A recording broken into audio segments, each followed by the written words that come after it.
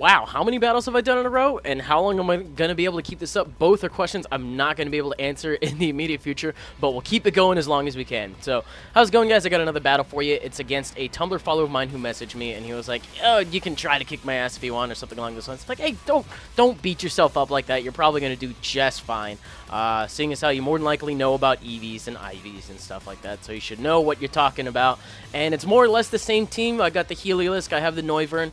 I think I rotated out Noivern later because it just really doesn't do the job even with the choice specs.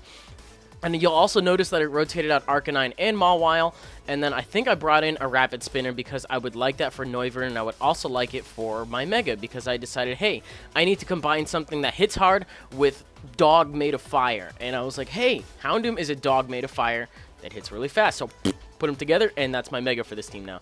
But I let off with Heliolisk because I knew it was a good resist to Galvantula. I could Volt Switch on it to break the Sash, because if he's leading off with it to get the Sticky Web off, he's more than likely going to have a Sash. So I'll just Volt Switch out to something that's faster than it, and just knock it out with a Flamethrower. It's pretty simple at that point. Right here, I am locked into Flamethrower, though.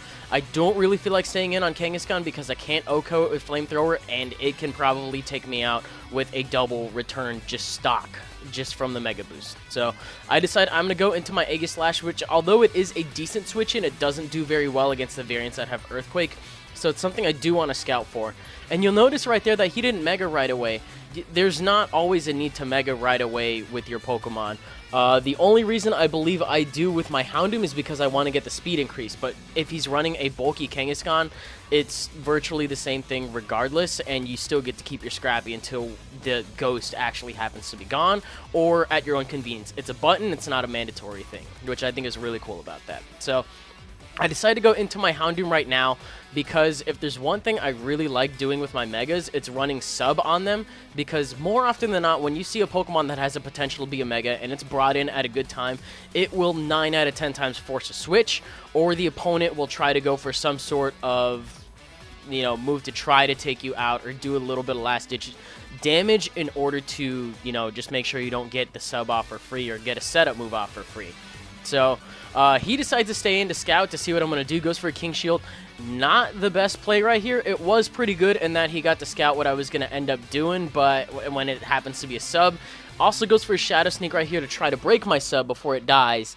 And based on how much damage it did before, it's not going to be able to knock it out, and I can just take him out with a stock Flamethrower. So I believe this is a Sub Nasty Plot dual stab set. Now that Steel does not resist Dark anymore, it doesn't do terrible against Heatran at all.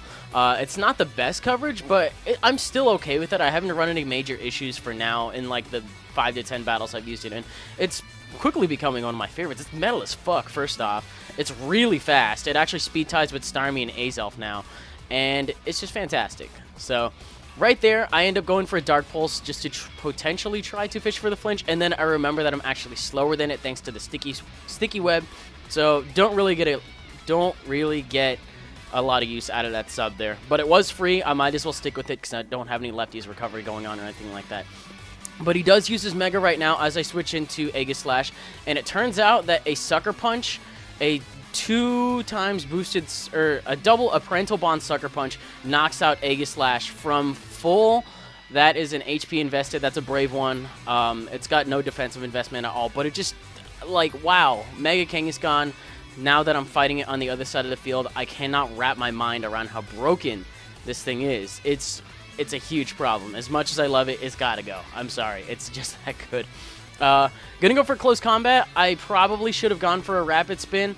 I forgot at that point that I had taken out his Aegislash, so I could have spun freely, but for whatever reason I just decided, oh, you know what, Aegislash is still around, I'm just not going to spin. Or did I spin? No, I haven't spun yet. That was the perfect turn to do it too.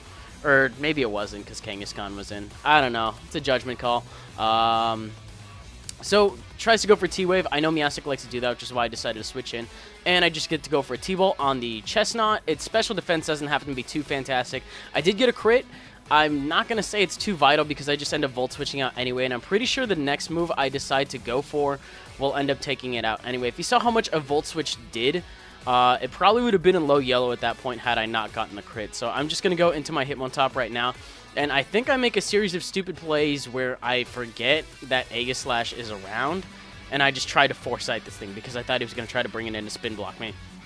Although after the Intimidate really doesn't do that much, I could have just spun right now. I could have just spun and then close combated, and I would have saved myself a lot of damage. So it goes for a Seed Bomb as I Foresight absolutely pointlessly, take out my Magnifying Glass and say, yes, that is the Chestnut's wiener right there. I'm just going to smack that with a close combat and just go for it. I think this thing actually happens to be Rocky Helmet, which I did not know before, but I do find out now as it takes me out, or it takes me down to a really low amount. After the Rapid Spin, it's just able to take me out. So that Foresight turn was really pointless, but as long as I got the spin off ultimately, that's fine. The Galvantula is not around. I don't have to worry about these speed drops anymore. So knowing that the Dragon Flying coverage quad resist Grass, and he's probably going to keep going for it, I just decided to go into my Noivern. Now, I really do have to fix the HP on a lot of these things. Now that I know what they look like at level 50, I need to either pump an extra HP EV in something, or just, you know, take one out, that kind of thing. There's a lot of things that I'm not liking that only get Force Switch into Stealth Rock, and it's just a little annoying. But for now, I am going to switch out because I am locked into Flamethrower. Decide to go into my Hitmontop Death Fodder for whatever this Starmie wants to go to. If it's Life Orb, I get to scat out for that as well. If it's Lefties, I don't know that, unfortunately, because I don't have any entry hazards set up. And I'm not seeing Life Orb, I believe, so my initial assumption was that it was Choice Specs. So that way I could just sub right now, although this was pretty dangerous because, you know, I could have speed tied with it, but it turns out that I end up winning that speed tie and I just ended up going for a sub. I possibly underestimated, you know, the kind of, I guess the bulk this thing was running, or I don't know, but I end up winning 2, potentially. If he happens to be timid and max speed, then I won both speed ties, which was really, really fortunate. Get to take it out with a Dark Pulse. So Mega Houndoom kind of working out for me. I think I have a couple of games in the future where it works out fantastic. Right there, I thought it was going to use me as setup fodder with the power-up punches if I went for a sub to dodge the Sucker Punch, which is why I just ended up staying in and attacking outright. And this thing, this is a max HP Azumarill, and Return almost knocks me out. What the shit? And none of those were crits? That's so over the top. But it finally dies to a Dark Pulse from my Houndoom and an Aqua Tail from my Azumarill. I really have to switch that to Waterfall. I don't know why I still have that. It is a small base power drop, but if I had missed, that probably would have been game over.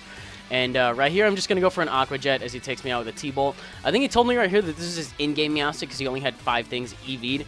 Honestly, that's fine. I probably would have ended up handling Meowstic the same way anyways, and I just go into my my Heliolisk. I believe this is his last, and I just finish off the game with a T-Bolt, if I am not mistaken.